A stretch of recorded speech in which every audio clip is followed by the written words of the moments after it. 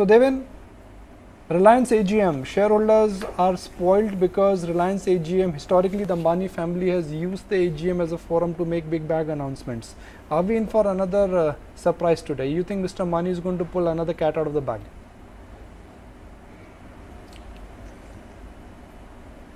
Yeah, Nikunj, good morning. Well, I think over last few years I have been observing the proceedings of AGM, and I don't think that I think the company is making any surprise announcements on the day of AGM. By and large, I think they have been covering the subject announcements I think throughout the year. The few things on which I think the eyes are set are on consumer facing businesses.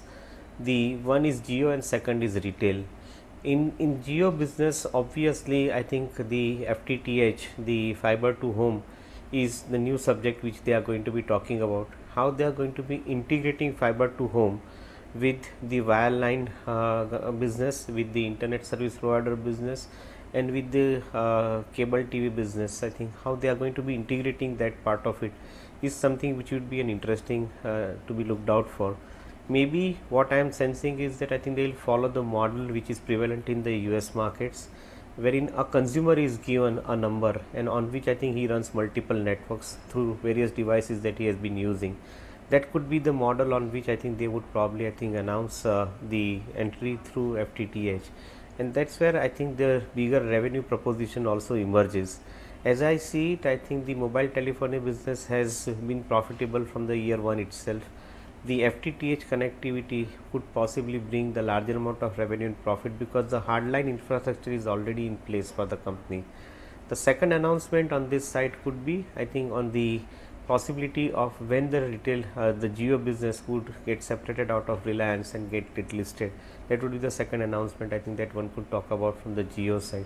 Of course, they have been adding content to this entire subject, be it in the area of entertainment, be it in the area of healthcare or education. They have been adding contents I think and creating the pipes for disseminating this content through the Geo framework. So that is one more area where I think one can probably look out for actually what is the direction the company is setting. On the retail side of the business, which is another consumer facing business, the online or the e-commerce business I think is going to be the prime news driver going forward as well. They already have physical stores. How they connect the physical stores to the digital stores and create an O2O2 model, which is offline to online model. In that, I think probably one will have to wait and see what kind of announcement comes up. And the second most important area is that they already have the backend, which is supply chain backend, which they have.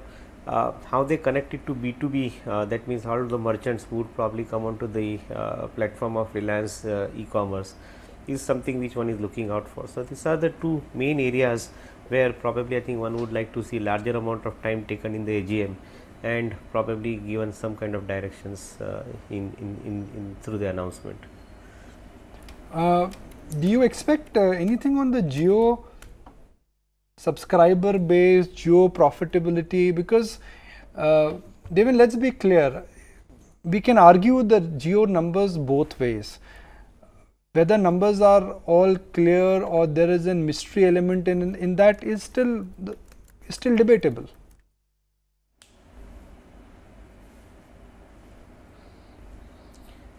Yeah, Nikunj, I think they have been following a particular depreciation policy after a proper announcement on the subject.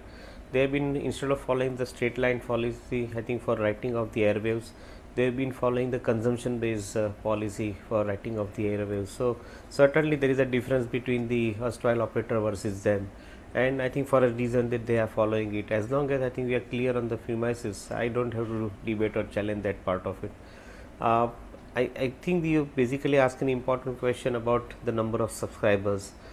If the mobile telephony network could produce 20 crore customers, in my viewpoint, I think they are still low end of the customers. Moment I think you start providing the higher end of the customers some special services, they would generate revenue and the larger amount of profit. Mind well, the infrastructure is already in place. On the other side, the ISP business and the cable TV stroke DTH business, along with the landline business, I think could be a big combination of portfolio which would happen through FTTH, and that is where I think one could possibly argue that eventually they would emerge as the strongest subscriber based company. how much that number could be, I think my ballpark estimate is that I think whatever we are seeing currently as 20 crore customers out here, safely assume another 50% addition to that. I think that would be the number to begin with, which one should assume, which could possibly drive the larger part of the revenue and the profit. Maybe conservatively I am saying this 50% addition to these numbers. I think it could be more, but that's where I feel that FTTH could possibly be the driver of larger amount of data volume and the revenue for the company. Devin, I know it's a far cry, but because I got a couple of people asking me this question yesterday on my Facebook Live, would there be any indication at all on the road ahead for an initial public offering from Jio? What is the market's expectation on what the timeline could be like?